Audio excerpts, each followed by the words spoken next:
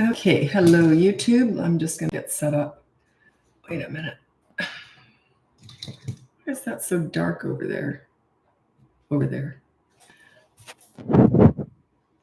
It's a bit better. Okay.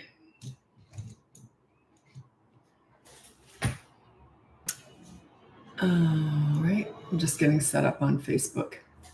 I'm on YouTube the whole time I do my lives, and then I bounce around on my other camera, I bounce around from Facebook to Instagram to TikTok. So just so you know why I'm always looking away from YouTube, just because I can't get the cameras right in line. And if I put it too far away so it's more in line, then I can't reach it. It's a whole thing. Okay. Just waiting for everyone to turn up. While we're waiting, I'd love to know where you're from. And if you're new here, if you are new, welcome. I've been on here pretty much every day now for about 2 years doing these lives. Not on Facebook. Sorry, I haven't been on Facebook for that long. I've been on TikTok every day doing these lives for a couple of years now. I must enjoy doing it, or else there's no way I'd keep doing it. So I must enjoy it. Okay.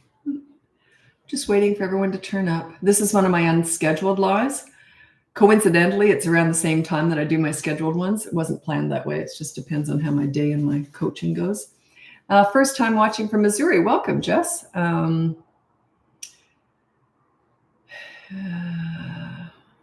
Okay. No, we may as well get going. I'll just introduce myself. My name's Lisa. I'm a parenting coach. If you go on the link above, you'll see my free behavior board, my mini toddler courses, my big boot camp courses. I have one for toddlers now and one for 3 to 12-year-olds. Or you can look into coaching. I do have a wait list for that, but I have a wait list for that. Anyway, so let's get going with your parenting questions. I'll do my best to answer them. I don't get to them all once it gets going, especially on Instagram and TikTok. Those are my largest platforms, and it gets really busy. But YouTube is probably the best place to watch these lives from, because that's my smallest platform, and I'm more likely to see your questions on there as we go forward. Okay. Fairfield, California. Welcome. You've been here before, haven't you? Felicia. Okay. Anyway. All right. Let's see. How do I work in behavior board for 3-year-old? Brother is 2 and not sure 3-year-old understand why she, 3-year-old, because you're a big girl and he's just still a toddler.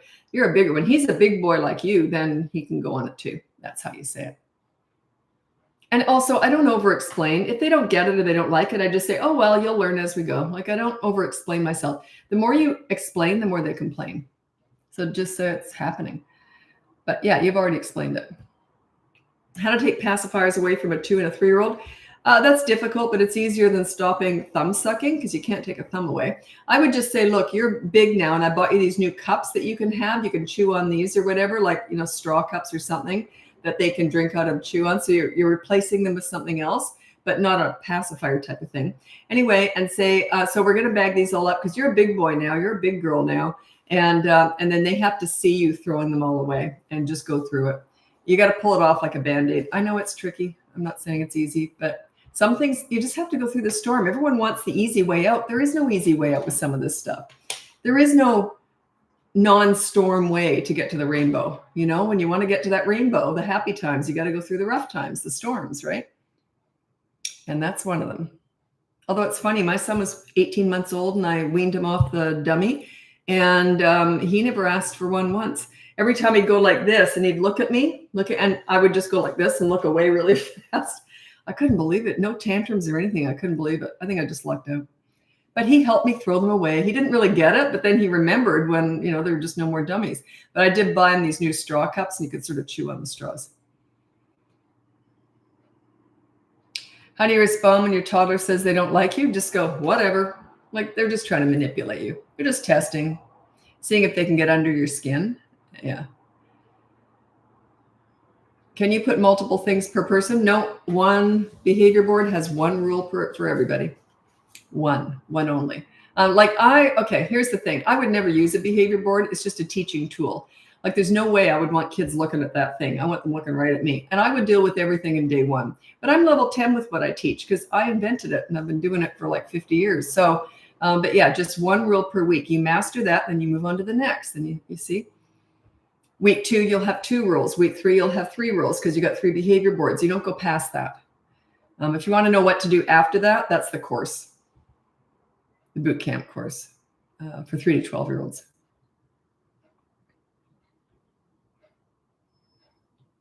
I know it's like, people say, I used to teach fitness and everyone just wants to go full force. They want to do everything all at once. It doesn't work that way. You got to start slow, build your way up. It's like that with parenting leadership. You got to build your way up. Parents tend to say, that's it. I'm going to just be a leader tomorrow.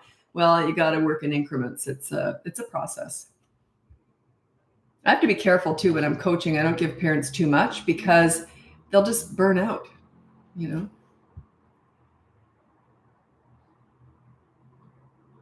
Okay, how to get 2 and 3-year-old brothers from hitting, kicking, and biting each other. That's siblings who fight. When you're a leader, they don't tend to fight. There's so many different things that could be going on there. Is it because you're not a leader, or are you a leader and you're not fair? Or I don't know. I don't know what's going on there. It seems like it's an easy thing, how to stop siblings from fighting. It's not. There's so many different reasons for it. So that's why it's kind of a hard thing for me to answer. Work on your leadership skills and eliminate that anyway. Say, if I'm a leader, by the way, when you're a leader, they don't tend to fight because they feel that you know how to take care of business. They don't feel the injustices when they have a leader.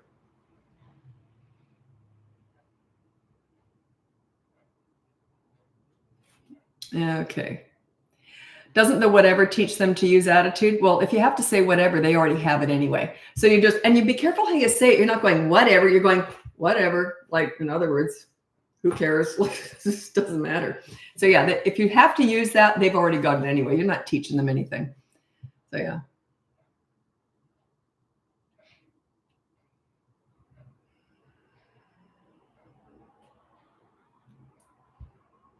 It's a good question though. Funny, no one's ever asked me that before. You'd think they would have. Yeah, that's the first time anyone's ever asked me that. What about 3 and 4-year-olds who hit and throw things when you're ignoring their tantrum? Also, what about, I'm just going to deal with one thing. 3 and 4-year-olds who hit and throw things while you're ignoring their tantrum. You physically restrain them. If they're getting violent, they're hurting themselves, hurting someone else, or damaging property, you physically restrain them. Just hold both their hands and just look away and just hold them. You don't talk to them or look at them. You might just say no if they're getting violent, and then you just hold them, physically restrain them. Hold them for a minute or 2 and then let go. If they start up again, just hold them again.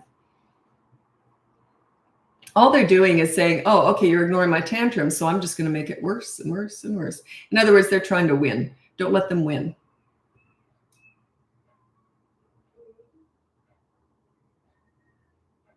Tips on having a newborn and a toddler, how to navigate day to day. I can't help you with that because it's physically demanding. It's just physical. That's all. It's just a lot of work having a toddler and a newborn. Everybody knows that going in, but until you're in it, you don't really get it.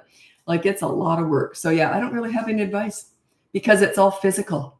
I can't tell you not to breastfeed when the toddler's acting out. You see, it's kind of, it's awkward. It's just temporary. It's not going to last forever. 12-year-old doesn't want to connect with me, doesn't want to play games with me, etc. I don't know why. If you want to look into coaching, I could assess it for you, but basically, I don't know why they don't want to connect with you. But I'm going to read out, this is for parenting teenagers, but you're almost there anyway. You're in the preteen age. Okay, these are my top 4 tips for parenting teenagers, and it's number 1 that I'm thinking might apply to you. Number 1 is listen to understand and show empathy. You don't listen to gather information to lecture with. If they want your advice, they'll ask for it. They already know it anyway. So a lot of parents, I think, lecture too much, and it turns kids off. I think that might be it. Maybe, I don't know. Number 2 is you negotiate this is for teenagers, negotiate pretty much everything. So it goes something like this. Hey, I want your dirty clothes in the hamper. What do you want from me? And number 3 is don't sweat the small stuff with teenagers. If they do something stupid, just say, well, that was stupid. Do you want to hear what I did when I was your age? Or do you want to hear what I did this morning? And laugh it off. And number 4 is don't leverage the good times to talk about the bad times. They will shut you out, guaranteed. I think a lot of parents, they get their shirt in a knot and they want to discuss all the bad behavior. Huge mistake. Huge mistake. Don't discuss bad behavior. Deal with it and then move on.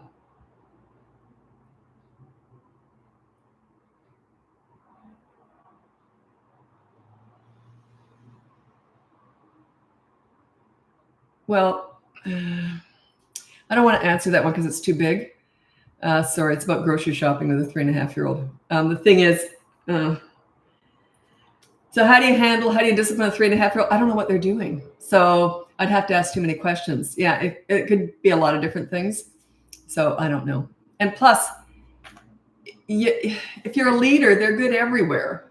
So that says to me that you're not a leader. So work on your leadership skills. They're easy to shop with if you're a leader. They just are. So work on your leadership skills. You can check out my free behavior board or look into the boot camp course for 3 to 12-year-olds.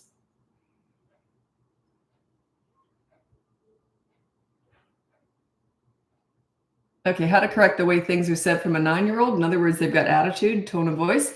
You don't address that. That just means they don't respect you. Work on your leadership skills. They don't have attitude with a leader. They just don't. Everyone wants to know how to fix their kids. We're not fixing kids here. We're teaching and fixing parents here.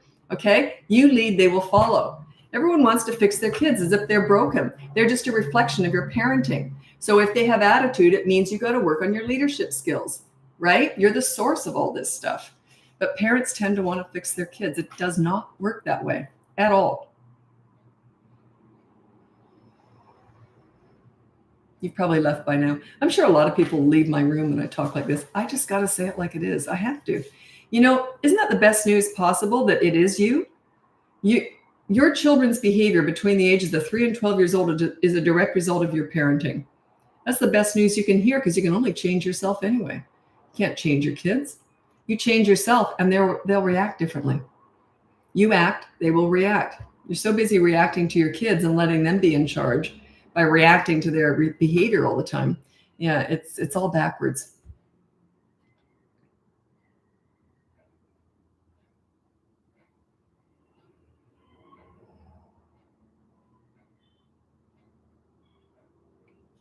Oh, co-sleeping. Check out my bedtime battles course.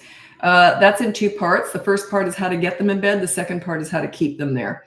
Yeah, it's called Bedtime Battles. It's one of my mini courses up above. All those mini courses are thrown into the toddler boot camp course as a bonus. I was wondering why I didn't put the bedtime one in the other course, because it goes to 8 years old, but I did. I just wrote it in there. Yeah, so it is in there. It's just written in as part of the course more. I was like, well, that didn't make any sense.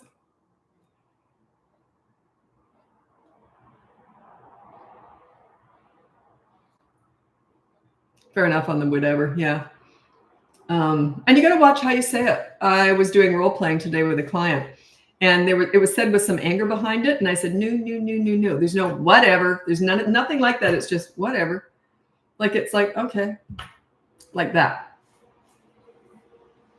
This is when your kids are going crazy and being cheeky. But not fair. I hate you. Whatever. And then walk away. Consequence for a 3-year-old hitting his brother.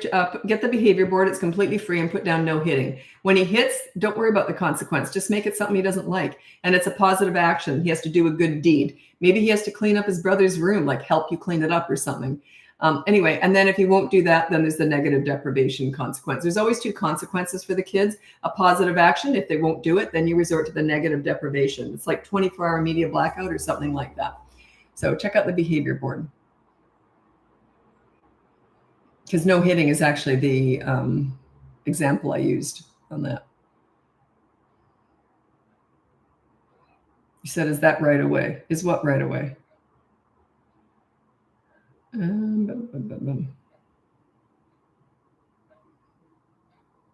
just had a bad day today. I didn't get as much done as I wanted. I've got so much to do tonight. I've just got to get to it. You ever have one of those days you got the best intentions and you just end up going down a rabbit hole doing something that really didn't produce any productivity or anything you needed to do? I had one of those days. So after this, I'm going to get really productive.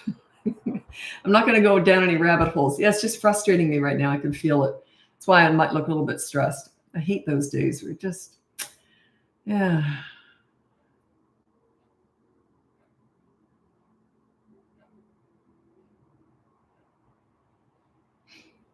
How to improve resilience in a 3-year-old? He tends to give up on things he can't achieve immediately. That could just be a personality trait. They're the high achievers. They're the ones who want to win at everything. Also, what also builds that trait sometimes is that you focus on winning. So do you focus on, yay, you did it, yay, whereas I didn't so much. I focus more on, oh, this is fun. I focus more on the journey, not the destination. You get where I'm going with this? Yeah, I focus more on how you play rather than if you won or lost. So that could be part of it. I don't know. Oh God, this is so dumb. Should a fresh, for me, by the way, I'm the dumb one. Should a fresh 3-year-old be responsible for cleaning their own toys? I thought, what's a fresh 3-year-old? Is that like not a stale one? I read that wrong. What's a fresh 3-year-old? So what's a cheeky 3-year-old? Should a cheeky 3-year-old be responsible for cleaning their own toys? Not necessarily, like that's kind of a big ask. But if they, I don't know what you mean by cleaning their own toys. Should it be a chore? And if so, you have to number it and time it. So say, I want you to clean 3 toys within 10 minutes because you broke a rule, or that's part of your chores. So you have to get very organized with this stuff. You can't just say, that's it, clean all your toys. And then the next day they don't do anything. Like it's about repetition, habits, structure, routine. Children rely very heavily on that. So do we, by the way. It's much easier to get up at 5 a.m. every single morning than getting up at 5 a.m. maybe 1 or 2 days a week. It's like that. Like I get up the same time every single morning, 7 days a week. It's like that. Kids are like that too. So you can't be full on, that's it, you do all this, I'm sick of this. And then it's what parents do. They just get fed up and then they go in too hard. So yeah, just get organized with it and say, I want you to clean 1 toy every day and then help them out. And if they don't, then they don't get to watch TV or whatever until they finish cleaning it. Could be something like that. Picking up, I mean, oh, you say your chore every single day is to pick up 10 toys in 10 minutes. That is their chore. And the consequence if they don't do the chore is that they, I don't know, have to pick up 12 toys. I don't know, but check it out. Just put down, pick up 10 toys a day as their rule on the behavior board. That is their rule. And it's a chore. Pick up 10 toys every day within 10 minutes of being asked to do so. Everything's timed. It's measurable. And it has to be every single day. Actually, I got to move over. I've got so much to do tonight. I just had a really not productive day today, so I've got a lot to do tonight. When you own your own business, it's just 24/7. It's always on your mind. You can take it. People don't get it unless they've ever run their own business. It is 24/7. Anyway, but it's like it's always on your mind. You eat, sleep, and everything is about your business. So yeah, I just thought I was going to take tonight off, and now I messed up today, so I'm working all night. Dumb me, dumb. See, I haven't got my routine set out. I'm not organized enough. So serves me right. Anyway, listen, I got to get going. I'm moving over to Instagram now. That's one of my bigger platforms.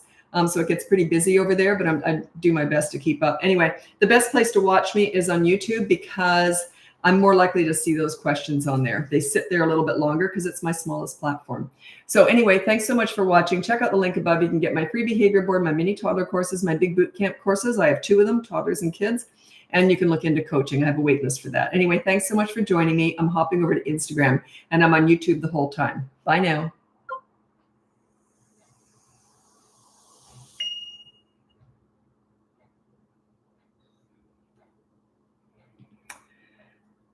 How many buttons do I have to push? Where am I? Instagram.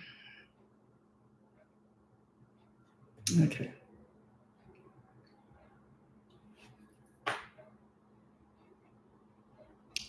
Okay.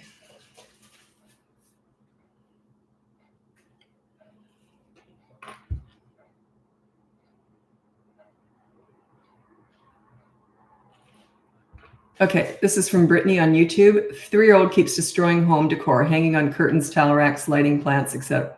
Lights, plants, etc. Help. Okay, you got to work on your leadership skills, Brittany. You get the behavior board. It's completely free. And you put down no destroying property and then tell them what that means. Okay. And then when they do, there's a consequence. Okay. So you got to get organized with this stuff. That obviously this kid's out of control. So you got to work on this. You might want to check out the boot camp course that starts at the age of 3. I've got 2 boot camp courses, but get the one that starts at the age of 3, obviously. Anyway, check that out. It's in the link. Anyway, welcome. I'm on Instagram now.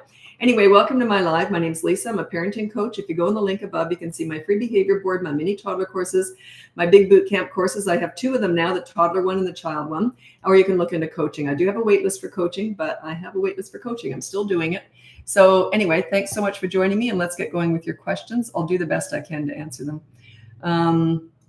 Instagram gets pretty busy. So, and I'm telling people now, the best place to watch me is on YouTube because it's my smallest platform. I'm most likely to see your questions on YouTube, just in case, you know.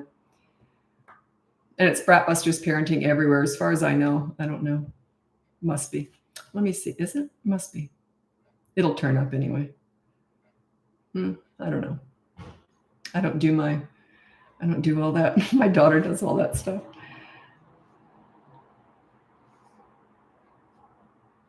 Two-year-old screams when she doesn't get her way. It can last for 20 minutes. Just make sure you ignore her when that happens. Any attention feeds it, and it just grows and grows. You're like fertilizing it. If you look at her or talk to her while she's screaming, you're fertilizing it. It's just going to get bigger and bigger and bigger. So yeah, they lean into what works and lean away from what doesn't. So make sure there's no attention paid to that behavior. You know, you must have seen me before. I was curious if you believe in oppositional defiant disorder for children. No, doctors have told me it's not a thing. They made that up so that moms didn't feel as guilty. The way I think makes it so bad is that it absolves them of any responsibility. So they try less hard to change it. But oppositional defiant disorder just means they're feisty kids. That's all. Or they have really weak parents who are trying to please them all the time. That could lead to that. So yeah. I don't know if it's true or not. It's just what doctors have told me. They said it's not a medical diagnosis. So it's not a belief system. It's just what doctors have told me. I don't give it a lot of thought. 2-year-old hits me and headbangs. Yeah, just physically restrain him. If you can't do that, then get one of those foam helmets and put it on his head. Say no, and then put it on his head. You got to be quick. He's got to be able to connect that behavior with the fact that he gets this helmet on. It's amazing how fast they learn. They hate that helmet. So they know if they bang their head, it goes on. And then keep it on there for like an hour or so.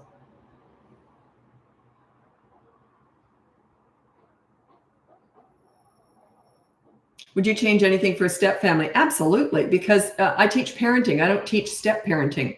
If there's another biological parent out there somewhere, it's quite different. You just don't have the same role as a biological parent unless you are the sole biological parent, like that parenting role. Yeah, it's tricky. It's tricky. Depends on how long you've been around. Depends on how many kids you have. If you treat them differently, it's awkward. I do that in coaching. I don't discuss that here. But yeah, I have to assess each situation. It can be difficult.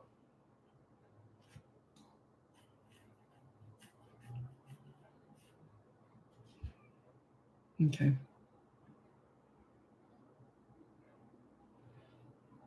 So I'm scrolling ahead just to make sure you're still here while I'm answering.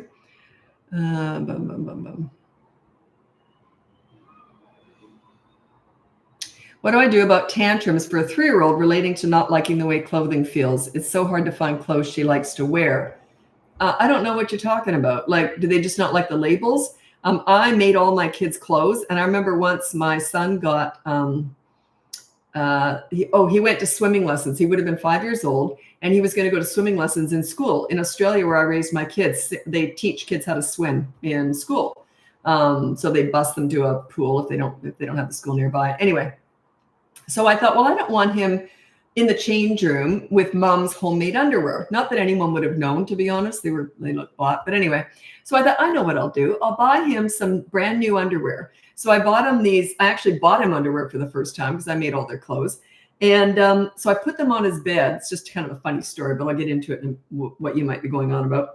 Anyway, so I put these underpants on his bed so that when he came home after school, he would see them and it would be a big deal because they had dinosaurs on them. So I thought, and he loved dinosaurs.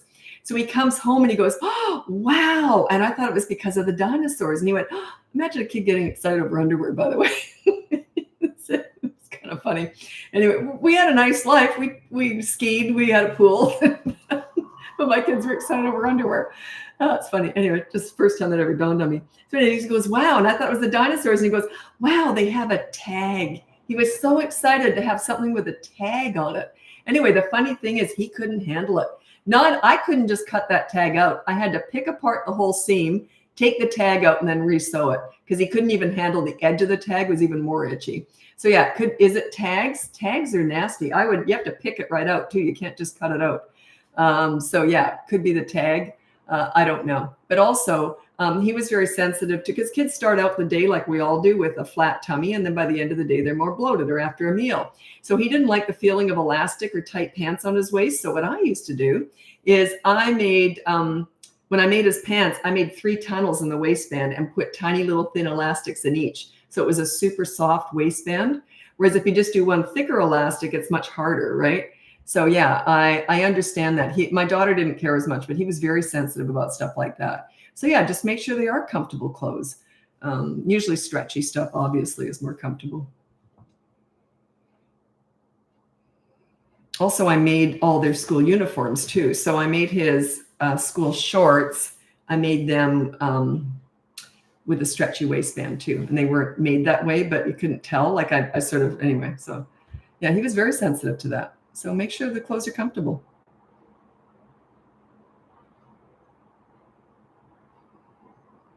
Check out the 4-year-old going on 4-year-old.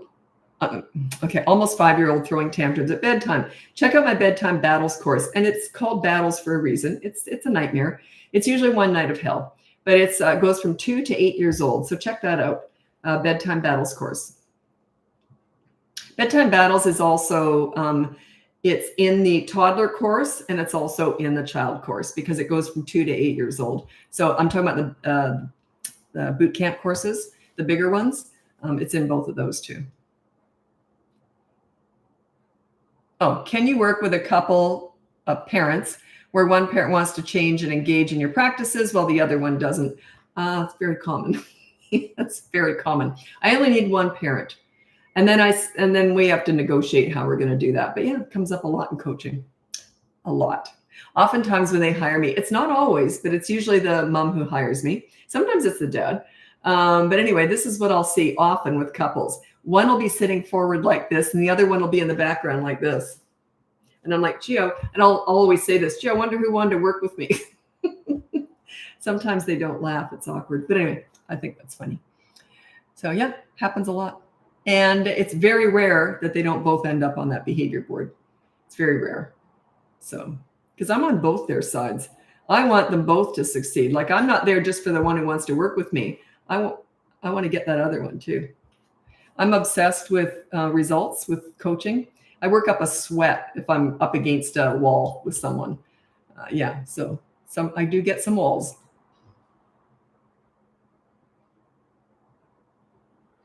Because that's my business. I mean, my business success, for me anyway, relies on your results. Yeah, so if I'm not getting results, and that means that both parents aren't on board, it's harder to get results. But I only need one parent, and the other one can just observe for a while, and then they usually end up on board with all this.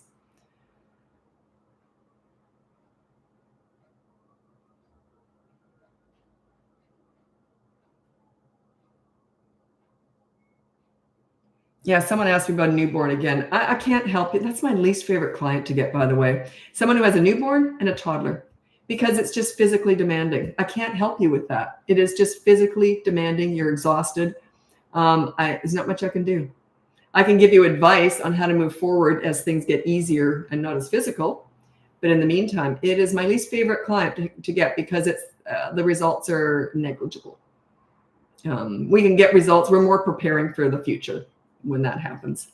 But yeah, it's just so physical. What are you supposed to do? Kids wrecking the house and you got a baby attached to your boob? Like, what are you supposed to do?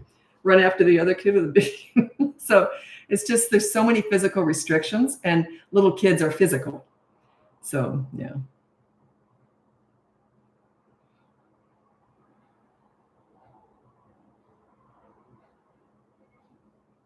Oh, sleep training. What are my thoughts on that? You've got an 8-month-old that you don't want to let them cry themselves to sleep.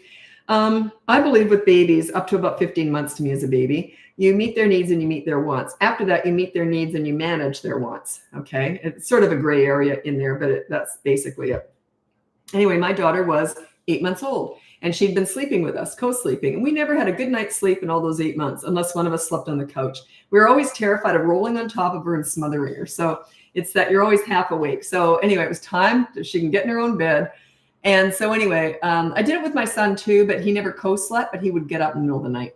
So anyway, I did it with both my kids and it was quite easy. It was just one night. And what I did, well, it was easy to do, and then it was an easy process, but emotionally it was exhausting.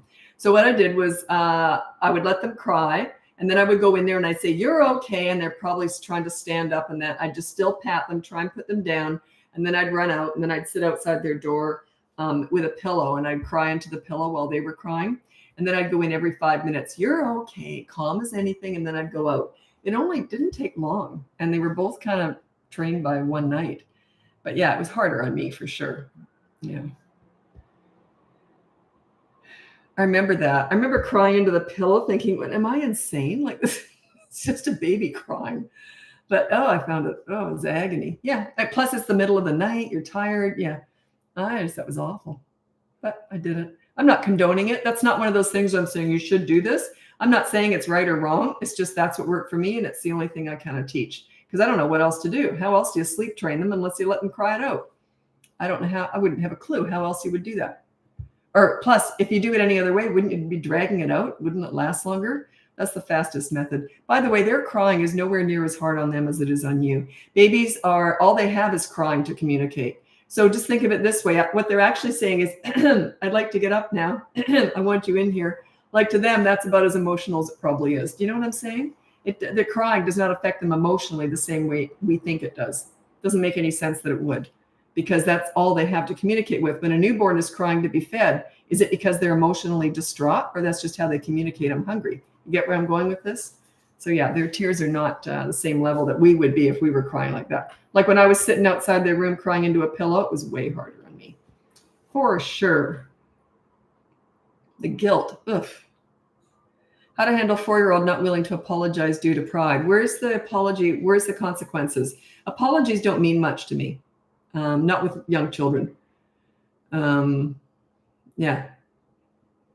I'm okay. If he doesn't want to, I don't want to go down that route because apologizing is overused. It's used instead of consequences generally. So have a consequence. Apologize. Yeah, I could go on about that one. And maybe it's okay to teach them to apologize. And they do learn when you're a leader. They learn anyway. Yeah, my kids are very good at that. Yeah. Focus more on the consequences and less on the apology. But I'm suggesting there's a bit of shaming involved with the bad behavior. That's why they're proud. There's no shame in admitting you've made a mistake if you're doing this right, if you're a good leader. They won't be ashamed of admitting they've made a mistake because you don't shame them. So I'm suggesting you're probably shaming them for doing something naughty.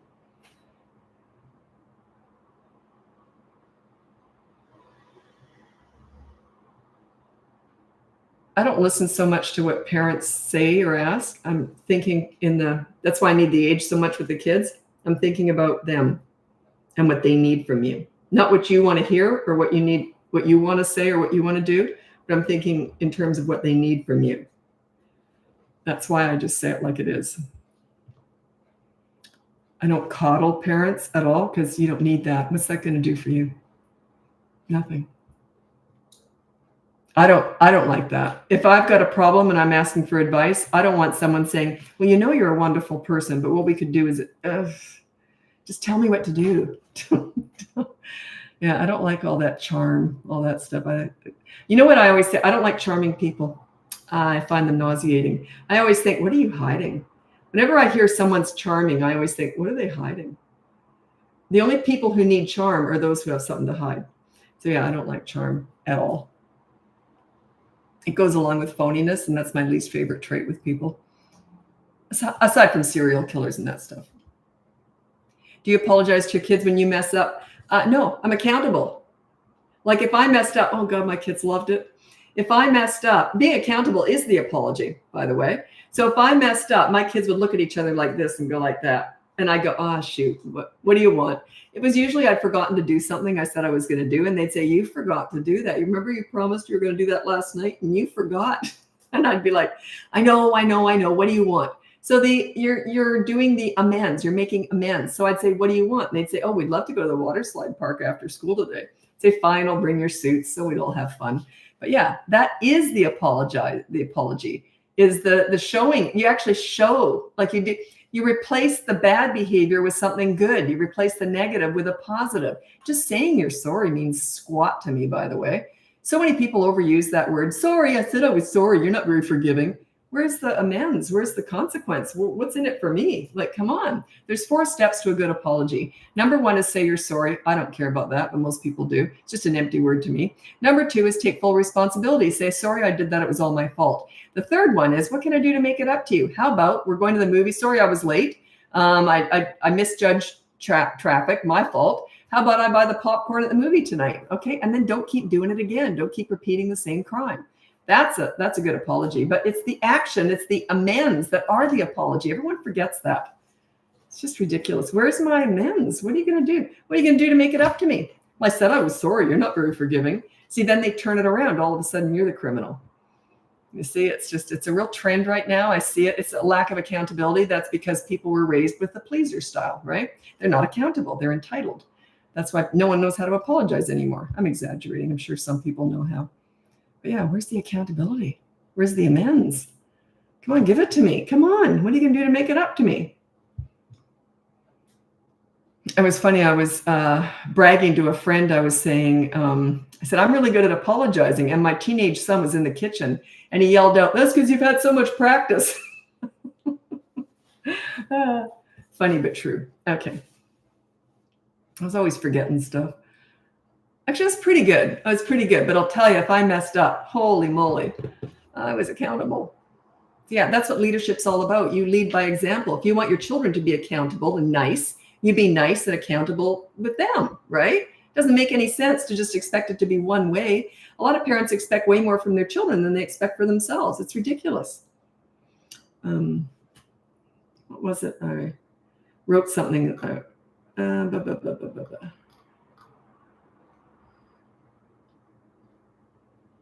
I forgot my train of thought. I wrote it down, but I can't find it now.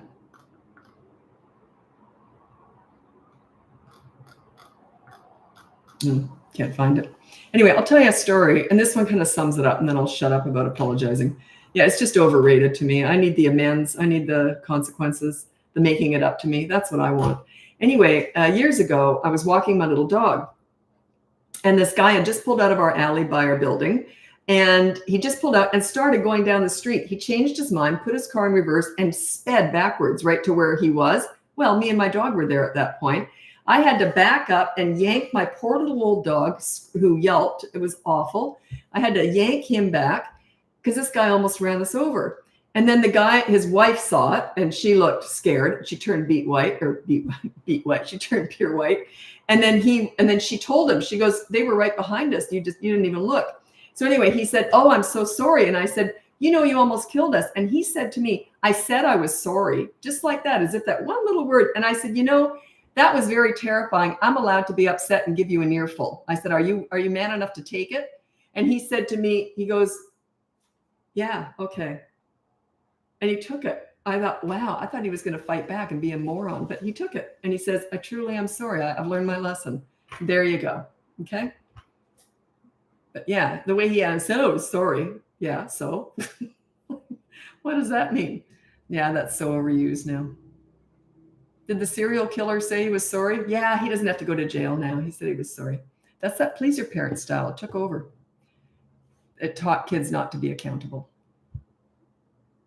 Who can help me in my complicated situation? If your situation's that complicated, you might want to look into coaching. There's a wait list for that, but you can look at it. It's up in the link above. Anyway, I got to go over to TikTok. Sugar. I got to go over to TikTok now. If you want to join me over there, it's BratBusters Parenting. If not, check out the link above. You can get my free behavior board, my mini toddler courses, my big boot camp courses. I have one for toddlers and one for kids. And then you can look into coaching. I have a wait list for that, but I'm still coaching. Anyway, because I keep saying I'm going to retire from that, but I love it too much. Anyway, I'm going over to TikTok now, and I'm also on YouTube the whole time. Happy parenting.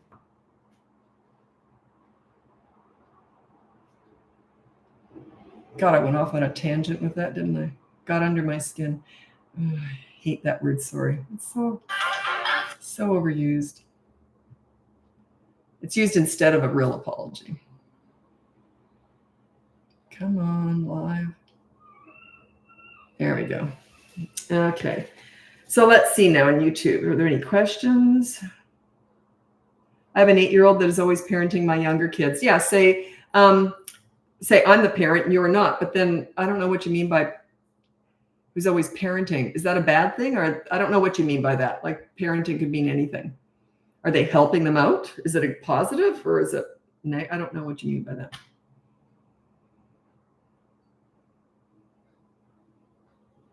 How to tell if it's a behavioral bedtime battle or time to cut the afternoon nap. Well, neither of my kids had regular naps past the age of about 12 months old. So I think a lot of parents seem to think kids need naps till they're too old. So maybe try cutting out the nap. You cut it back by 15 minutes each day so that you finally, and they're going to be a little bit cranky for a while. But if they're 3 and over, a lot of 3-year-olds don't need naps still. Some do. But if they're not sleeping well at night, you might want to try that. Okay, I'm on TikTok now. I hit 700,000 today on TikTok. Can't even fathom that number. TikTok's my biggest platform. I went on here 2 years ago, and I went on Instagram about a year ago, and that's about 400, 500,000. I don't know. I can't remember how many. And then Facebook, a little bit less than that. So yeah, I'm very grateful. The following's just mind-boggling. Can't even get my head around it. Anyway, thanks so much for being here. My name's Lisa. I'm a parenting coach. If you go on the link above, you can see my free behavior board, my mini toddler courses, my big boot camp courses. I have 2 of them now, toddlers and kids, or you can look into coaching. There's a wait list for coaching, but I am still coaching. Okay, so let's get going with your questions. 3-year-old wakes up crabby from a nap. Nothing you can do. You just have to wait it out. Yeah, it's just they say it's something to do with body temperature. I don't know anything about that. It's a medical thing, I guess. But yeah, some of us just wake up on the wrong side of the bed. There's adults like that too. You know, the adult who says, "Don't talk to me till I've had my coffee." Yeah, they'll just don't analyze that. It's just they just woke up. They're one of those people who just doesn't wake up quickly. I bounce out of bed like springy and cheery, like you wouldn't believe. I'm a morning person, but you should see me at 9 o'clock at night. I can barely keep my eyes open. So yeah, I'm up early every morning. We're all different. I'm not cranky at night, but I'm sleepy. When will tantrums end? They'll end by about 3.5 if you're a leader. 3.5 is usually it, around there. So and especially around 4. By the age of 4, they only do what works. They're starting to only do what works. And they lean away from what isn't working and they lean into what is working. Children are different from us. They're a lot more intelligent than we are in some ways, instinctively. Like they will only do what works. And if something isn't working for them, they'll try something else. We as adults tend to get caught in a loop and we keep trying the same thing, expecting different results. Kids don't do that. They move on. They'll try something new. So if tantrums aren't working, they'll stop having them. Plus, they learn how to, if you've been good at this, they've just learned that hearing the word no is part of life. So if you have a child who never hears the word no, and they have tantrums, they're never going to stop having them. So yeah, if they're still having them past the age of 4, then that's something you got to think about your parenting, right? But yeah, and they will, if you get good at ignoring tantrums from the age of about 2, they will start to diminish in intensity, frequency, and duration, but they won't completely disappear. My son had one at 3, and then he had one more at 3.5. So they were very far apart by that age. And he didn't have a ton of them, but he had them. My daughter never did. They're either born to have them or they're never going to have them. It's a temperament. You're going to be like that for the rest of your life, and that you've just got a shorter fuse. That's just the way it is. My daughter and I have a real long fuse. My son has a shorter fuse. It's just because that's the way you're born. You're born with the fuse that you're given. I can literally remember this. I was probably about 2. I didn't have words yet. I can remember this. I remember looking at kids having tantrums and thinking, what are they doing? How embarrassing. I can remember thinking that. And my daughter's the same. She was little and I was watching her. She would look at kids having a tantrum and she'd go, what are you doing? Like, she's so confused by it. Whereas my son would just let it fly. He could have cared less. So yeah, you're just born that way or you're not. But it is your job to teach them out of that, right? But yeah, it's not your fault that they're having tantrums, but it's your responsibility to teach them how to get away from them. I do have a mini course called Tantrum Busting. Or if you want to look at my boot camp course, all those mini courses are thrown into the bundle. But yeah, if you just want the tantrum course, it's called, I don't know, Tantrum Busting, I think. Yeah, it's in the link above. Anyway, I'm on TikTok now. By the way, I hit 700,000 today on TikTok. Is that mind-boggling or not? Like, some people might not think that's a big deal. I think that's a huge deal. I can't even fathom that. 700,000 people. So overall, I've got almost 1.5 million, but 700,000 of those are on TikTok. Like, wow. Anyway, the best place to watch these lives, if I'm not getting to your questions, and I tend to throw a lot of other stuff in here, like philosophy about kids too, because really everyone asks me about discipline, but it's not really what I teach. I teach how to connect with kids and the philosophy behind how to make them feel good about themselves. And the discipline is a tiny part of it. You deal with bad behavior, but then you focus on the good kid. And you don't talk about bad behavior, just deal with it. And then you stop talking about it. You don't go on about it. That's bullying, shaming, and all that stuff. You don't do it. So anyway, that's why if I don't get to your questions, though, YouTube's the best place to watch, because I'm more likely, that's my smallest platform. And so I'm more likely to see your questions on YouTube. Someone said, Jesus loves you, gorgeous. And it reminds me of years and years ago, I had this client, and he turned up on, it used to be Skype. Beep, beep, beep. Oh, you're probably too young to remember that. Anyway, I hated that. It hardly ever worked right. It was just awful. Anyway, and then Zoom came in and took over during the pandemic. Anyway, I don't know why Skype didn't think that went through. I don't know. Maybe it was owned by Zoom. Who knows? So anyway, I remember this client, this was like 16 years ago. He turned up and I said, hi, Jesus, it's nice to meet you. And he goes, actually, it's pronounced Jesus. So dumb. I didn't know. And he didn't even laugh, because he said, yeah, it happens all the time. What's the best way to prepare kids before you're a parent, get pregnant? Oh, what's the best way to prepare for kids? Go out and volunteer, work with them.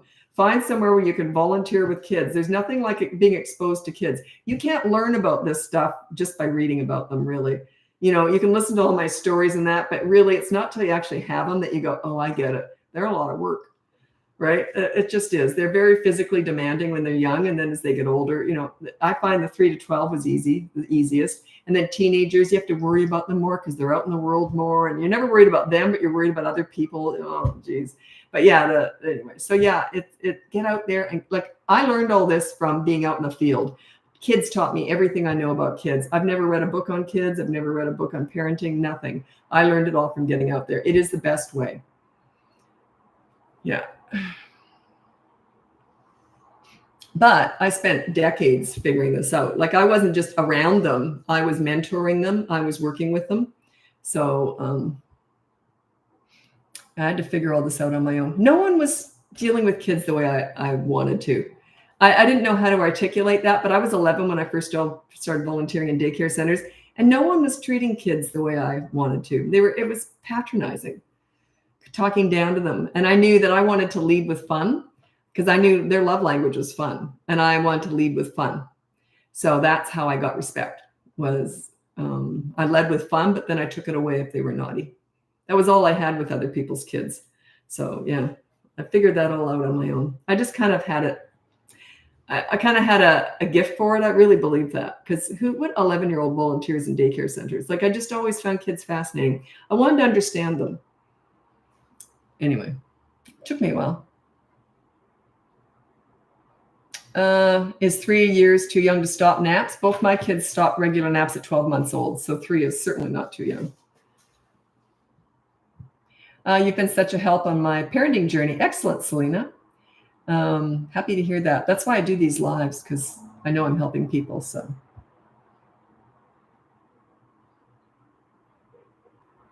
3-year-old says she's hungry a couple hours into bedtime. Say, well, the sooner you get to sleep, the sooner you can get up and eat. Yeah.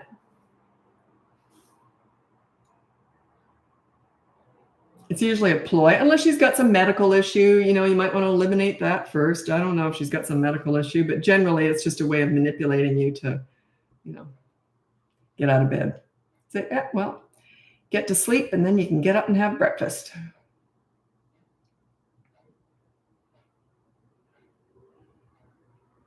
Oh, God, this is so funny. I hear this a lot. You make so much sense. I train dogs. It's actually very similar. Kids are harder, but LOL, similar. Oh, God, no. I'm useless with animals. Useless. They walk all over me. I've had dogs my whole life, and they walk all over me. I'm useless with them. Kids Teenagers, violent teenagers, piece of cake. Dogs, useless. So yeah, I don't get it. If they're similar, I don't get it at all. You should see me with horses. I used to go horseback riding quite often, and it was rare that I wasn't kicked off. Rare. Either they'd buck me off or throw their necks down sideways, so I'd go flying off the front, or they'd go between two tight trees and my legs would go back and then I'd fall off. I don't know why. And even the people who had wherever you go to ride horses, they'd say, we gave you the easiest horse. We've never seen her buck anyone off before. So yeah, don't compare me to people who are good with animals, because I'm useless at it. I don't know why. They were always bucking me out. And they said, you're a good rider too. I was a confident rider, but I still got bucked up. I think I don't know. I'm useless with animals. I've had them my whole life, but they always walk all over me. Kids are easy.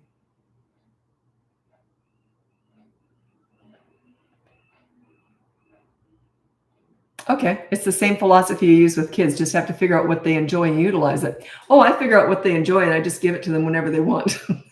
It's me with animals.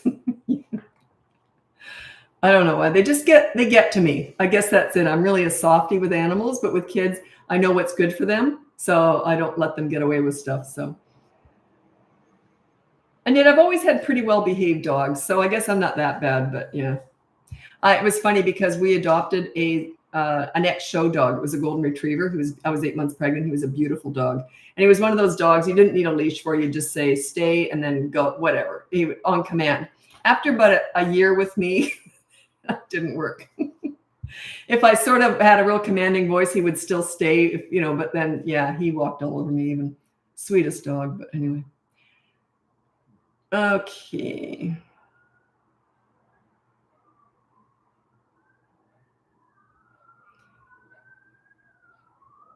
Oh, God. Okay. You're going to hate me. My kid has started hitting, so I shout and send her away to think about her actions.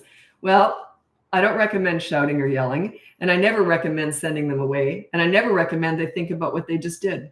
None of that. So just keep watching. If they're hitting, and if they're 3 and above, say no hitting on the behavior board, and when they hit, there's a consequence. But yeah, I don't shout, I don't send them away, and I don't ask them to think about what they did.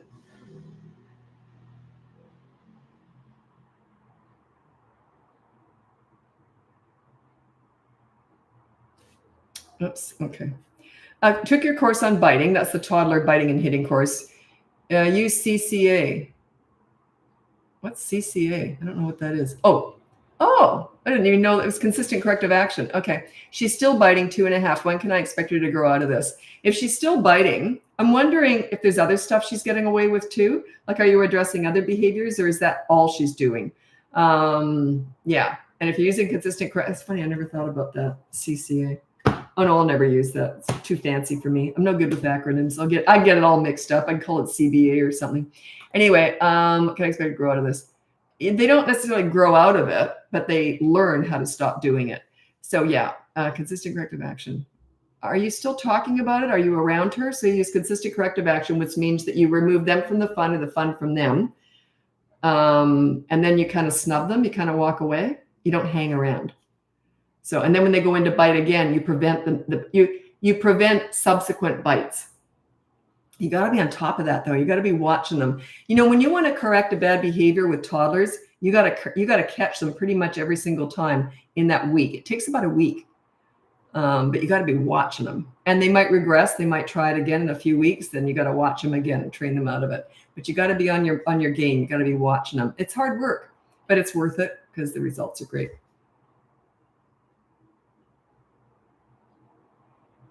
My 3-year-old asks for a hug when they are misbehaving to distract from issue. Yeah, just say, you're all right. If they want a hug for being naughty, never, ever hug them. Like if they just had a tantrum or they're having a tantrum, hug, say, you're all right, and then just go about your business. You never hug around behavior you don't want when they're being naughty. Never hug during or just after, because then you're condoning it. That's okay. Good tantrum. Good naughty behavior. That's what you're doing. Hug any other time, but you go, yeah, you're all right. And then just sort of walk away. You're letting them know. It's not okay to act like that. That I just did live on that yesterday. My daughter asked me to talk about that, why you don't hug during a tantrum. And because she does all my videos, so she takes them all from my live. So she goes, can you talk on that? But yeah, and then people often say, you mean you don't hug your child when they're upset? That's right. That's right. They're upset because they didn't get their own way. They're upset because they're mad because you said no. You don't hug that out. That's not a love hug. That's a tell me validate my bad behavior. It's not a love hug they're after. There's a difference between the two. That's a manipulative hug. You don't give those.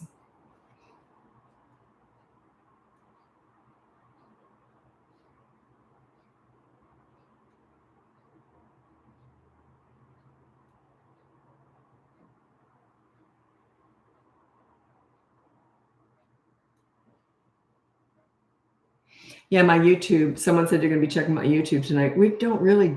That's where all my lives are saved. But my videos, where are they? Well, they're on here. They're on all my social media. YouTube is a search engine. My daughter just came on full time a month ago with me. So we're going to be doing a lot more. So we're going to get more robust with YouTube, but I can't tell you what we're going to put on there. It's different. It's nothing like this. So we've got it all planned out. But yeah, we're going to be going into that pretty heavy soon, hopefully in September, but from a different angle. So we've got it all figured out. What am I talking about? She's the planner. I haven't got anything figured out. Okay. She does all my marketing and planning.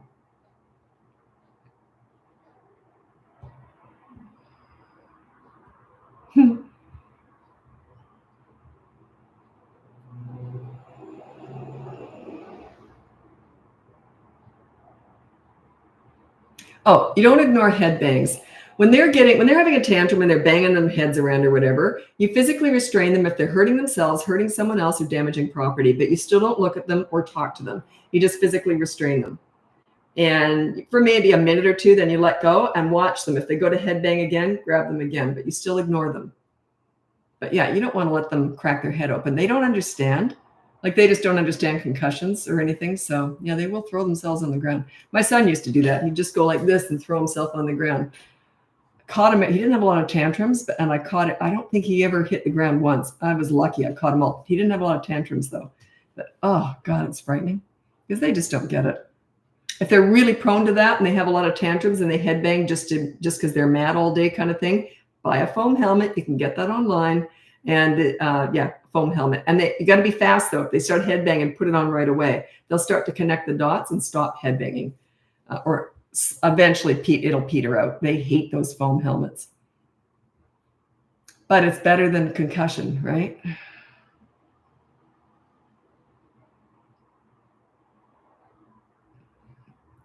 Daughter just turned 3 and has started being disrespectful with a smart mouth. 3 is the fork in the road. When they turn 3 years old, if you've been a leader and dealing with bad behavior, you're using consistent corrective actions, and you say what you mean and mean what you say in the first 3 years of their life, when they turn 3, they get easy, easy, easy.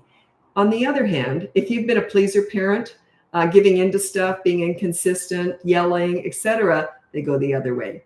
It's like when they turn 3, it's almost like on their 3rd birthday, they stop and think, wait a minute, you don't know what you're doing. I'm going to take over here. So that's what happens. It's 3 years old. It's the fork in the road. Or else they go, hey, wait a minute, you know what you're doing. Life's great. And they're just easy. So yeah. And you don't want obedient soldiers here. You want children who are proud of themselves. They like themselves. They have high self-esteem. That is good behavior. Children who are acting out have low self-esteem. When you're a leader, they have high self-esteem. If you're a pleaser, their self-esteem's in the toilet.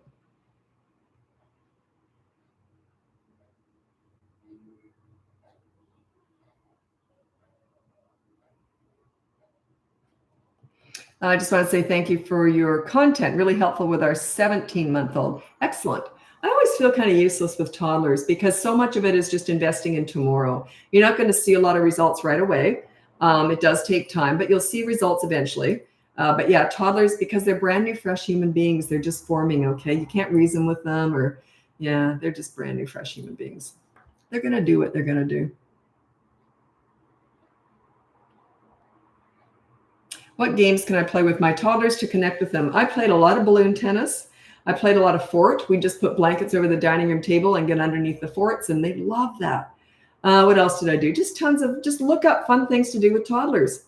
And you always play in their world. Like you never expect them to learn how to play bridge or anything. You're always playing in their world, in their level, so that they feel like they're sort of in charge of it. So yeah, did a lot of crazy stuff with my kids. I can't tell you all of it. One thing in particular I did, I look back and I think, what was I doing? Yeah, a little bit crazy. I got nuts with kids, but I'd been working with kids for so many years. By the time I had my own, I was a little bit more rambunctious. But one of the things I did every single day was I was the panty monster. So every day I did laundry, and then I put all the underpants on my head, only my own, by the way. I put all my underpants on my head, and and you're thinking, if I did laundry every day, why did I have so many? I lived in Australia, and I used to go to the gym all the time, so I changed a lot throughout the day. So anyway, I'd put all my underpants on my head, and I just used the leg holes as my eye holes, and I was the panty monster, and I'd chase the kids around the house every day, the panty monster. So just silly stuff. Have fun with them in their world.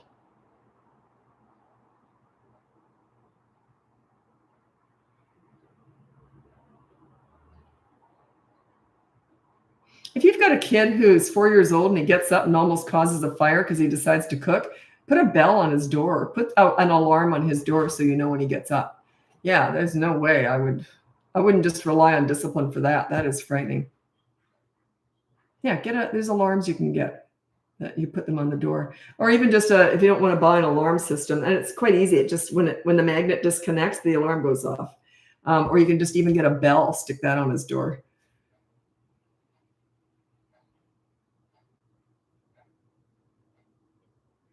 How many hours a day should you be playing with a kid? There is no set time. You just find moments, that I remember once years ago, a friend of mine really took offense to this.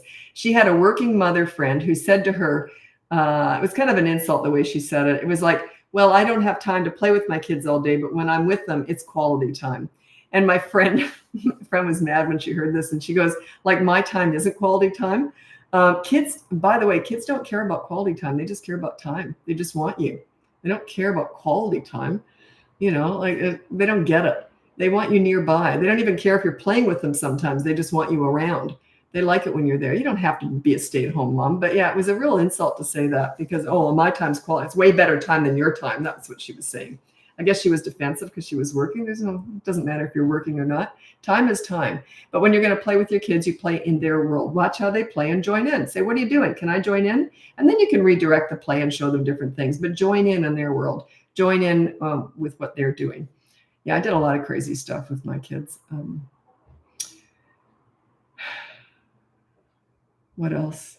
Oh, I don't know. I can't think now. But yeah, I had fun with them. It was fun. Got Velcro babies? Just say you're okay and keep doing what you're doing. Pick them up every so often. Say, okay, let's do that. And then say, okay, mommy's going to do this now. And then just let them cry it out.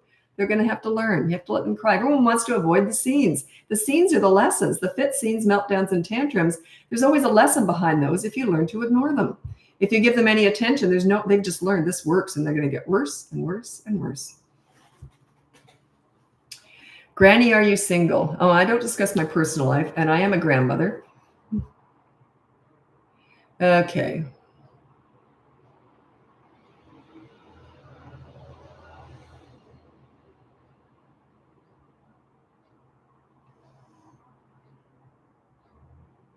It's funny because there's a lot of questions that come up, and I'd have to ask too many questions because it can go so many different directions.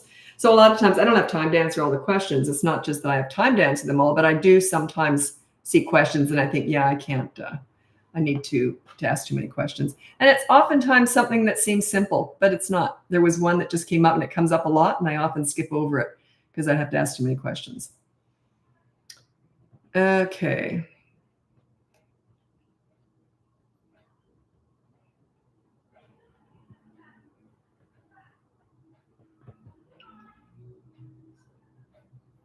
Someone said, we've missed and needed you. Where have you been? I've been right here. I do these lives. I would say I'm on here most days for the last 2 years. So TikTok for sure. I hit 700,000 today on TikTok. That was a big deal. I hit 500,000 in 6 months. And then it's taken me another 2 years to get another 200,000. So what happens is when you first go on one of these platforms, you get all the existing people. right? That's where you get such a big influx if you're going to blow up like that. But yeah, I was absolutely stunned. So I'm very grateful. But you know what? I think my information's great, and I'm just thrilled that I can share it. Like, I've been working on this forever. I'm 63 years old. I've been doing this for 52 years. And I'm just thrilled that people are picking it up because it works. It's about fun. You want to enjoy children. You want to have fun with them. I wanted to get that pesky discipline. I was volunteering in daycare centers, and I didn't want to deal with discipline. I knew how to get good behavior out of kids at 11 years old. I had it figured out. Yeah, I didn't know how to articulate it, but I was good at it. So yeah, I lead with fun. I used to say, people would ask me, how do you deal with these delinquent teenagers? And I said, what my weapon is humor. I use humor and fun with little kids and humor with teenagers. You got to bond with them. Bonding is the most important thing. If you're just disciplining all the time, it's not going to work. The most important thing that you do with children is bond with them. Connect with them. Show them that you like being with them. Make them feel good about themselves. And then they want to please you. Or when they're teenagers, they just don't want to disappoint you. You're like a mentor. They're going to look up to you. Have you ever looked up to someone like a teacher or a coach or someone, even as an adult? Don't you kind of want to please that person? Is there anything I can do? Do you want a cup of coffee? Because they make you feel good about yourself, right? You want to please a person who makes you feel good about yourself. It's just natural. It's a natural instinct. And that's what I teach with parents. You want your children to feel good about themselves when they're with you. Therefore, they want to please you. And then their self-esteem goes up. Their confidence goes up. Everything gets easy. That's what I teach.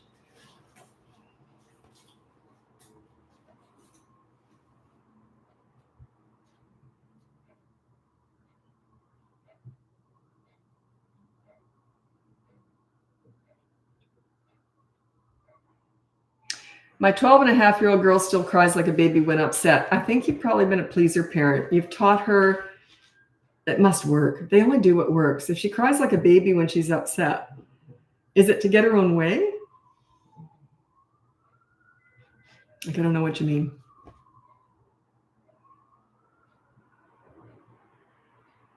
Like, does she cry like a baby when she hears the word no? And that means it must have worked in the past. It had to have worked in the past. They only do what works past the age of 4. You must have been feeding that trait.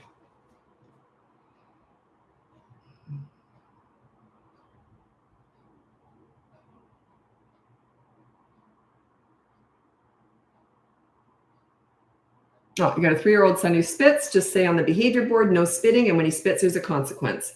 Yeah, there's a consequence. We all learn through consequences. And parents seem to want to do these therapy sessions with their children. Well, you know why you shouldn't do that? Because if you were to do that, then blah, blah, blah, all that garbage, no one's listening. The kids certainly aren't listening. I'm not even sure you're listening to yourself after a while. It's all this going on about bad behavior and what you want from them and all this stuff. They're tuning you out, guaranteed. Could you imagine if you're speeding down the freeway and a police officer pulled you over and just gave you a lecture but never gave you a ticket? Wouldn't you just say, oh, you mean you're not going to give me a ticket ever? Never? See ya. We all learn through consequences. It's the consequences that teach us. It's the consequences that teach kids, not the being lectured about anything. Who wants to be lectured? I don't want to be lectured. Just give me a consequence. Hey, how about I buy you a drink? Hey, I was late. Sorry about that. How about I buy you a drink? Make it up to them. Where's the consequence? That's how we learn. Yeah, I'll tell you something. If I thought the police were only going to just, you shouldn't speed, I'd be speeding all over the place. Like, if there was no consequence, I don't have a car that can go that fast, but you know what I mean? Like, that does nothing. But if I think I might get a ticket, that slows me down. It's being accountable, right? It's the consequences that make us accountable.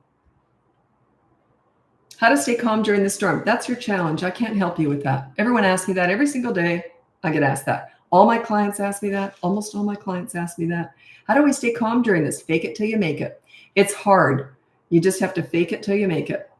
I always say you stay calm during the storm and crazy during the rainbow. The rainbow's the happy time. You can be goofy and crazy, running around the house with underpants on your head, laughing with the kids. But I'll tell you, if my kids ever acted out, those underpants would have come off. And I would have said, excuse me? And they would have gone, oh, sorry, Mom. How about we, and I would have said, yeah, we'll chase again tomorrow. So yeah, consequences. But you stay calm. Calm is, it's very powerful. Also, don't explain yourself. explain it once, why they're getting a consequence. Okay, well, you're doing a chore because you hit your little sister.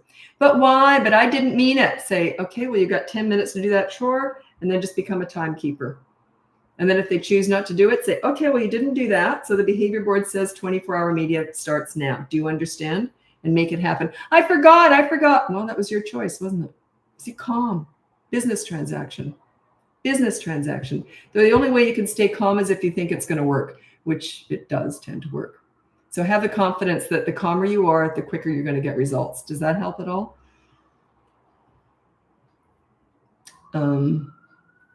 Yeah.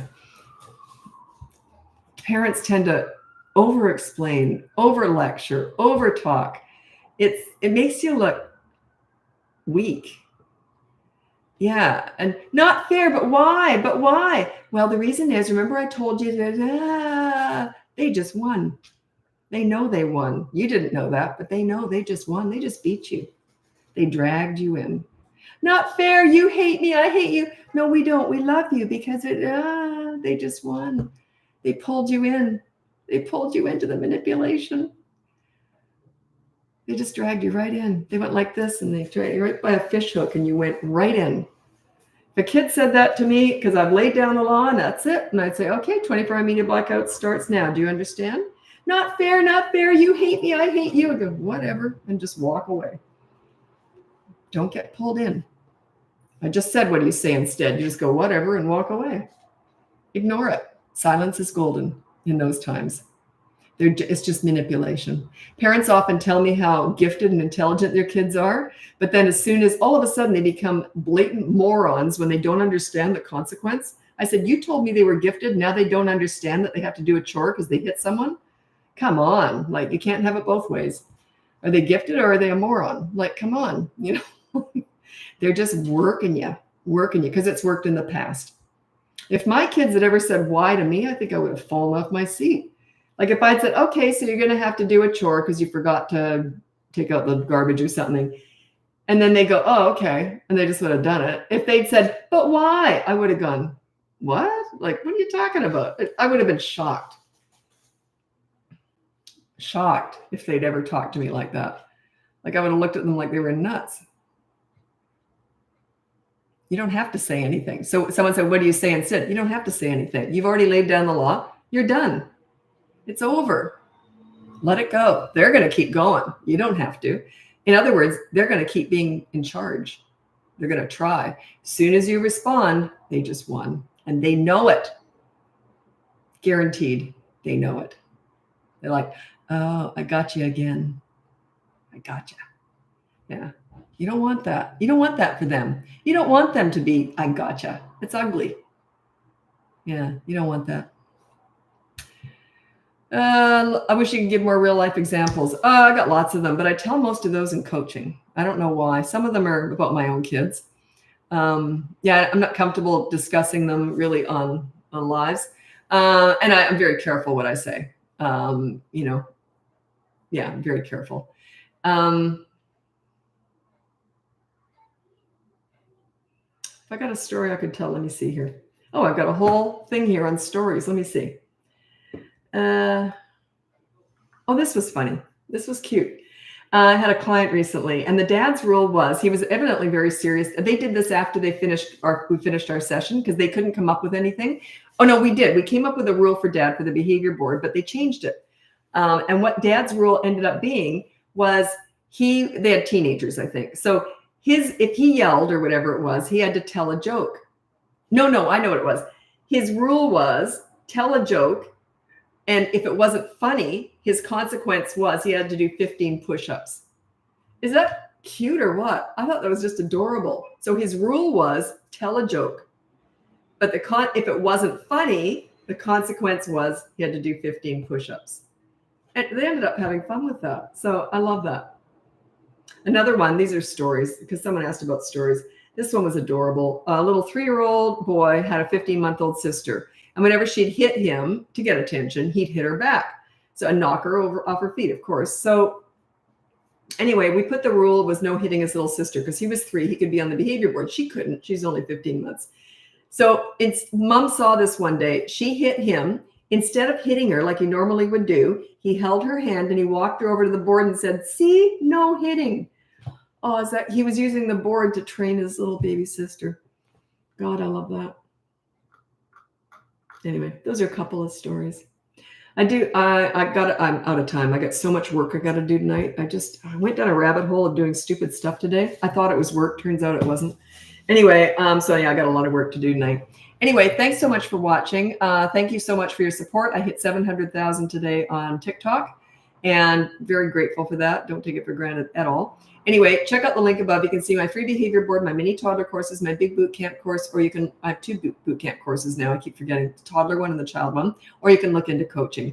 Anyway, thank you very much. And we'll talk to you again tomorrow from our regularly scheduled live at 4:30 p.m. That's Vancouver, California time. Bye now.